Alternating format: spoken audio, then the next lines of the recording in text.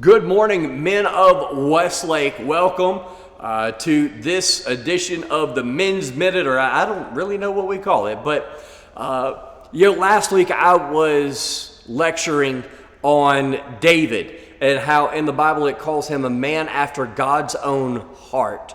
And I just kind of thought about, can you imagine being called a man after God's own heart? What does that look like? And what does that mean? Because certainly David wasn't perfect, and you and I aren't perfect. So what would it mean to be a man after God's own heart?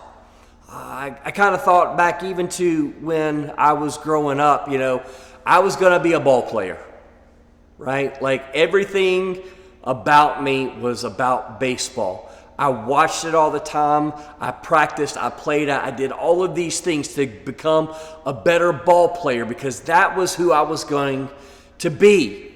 Now, of course, we know that God had different plans for me, and I'm grateful for that. But it kind of leads me to that first question that's right up behind me. What type of man do you want to be? When people gather at your funeral to remember your life, what will your legacy be?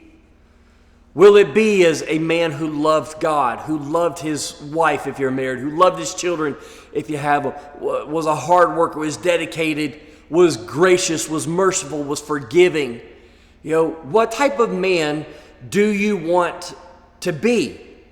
And then that second question there is what I'm doing right now helping me to become that?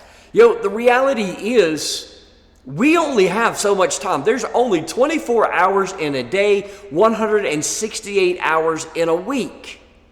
And there's, I don't know about you guys, but there's always things that are vying for my attention.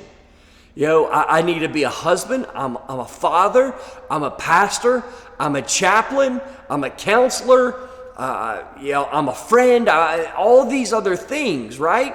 And I'm not the only one. I don't want anybody to feel sorry for me.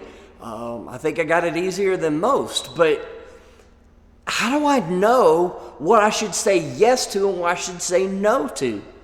Because one thing I'm having to learn, and I'm having to learn it the hard way in times, is everything that I say yes to, I'm saying no to something else. So I want to make sure that I say yes to the right things.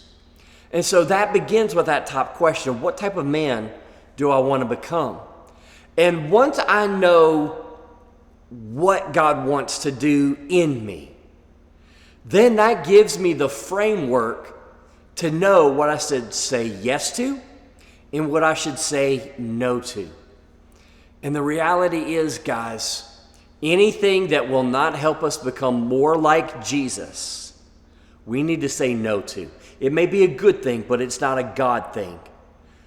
So I want to end it with this question: what will your legacy be?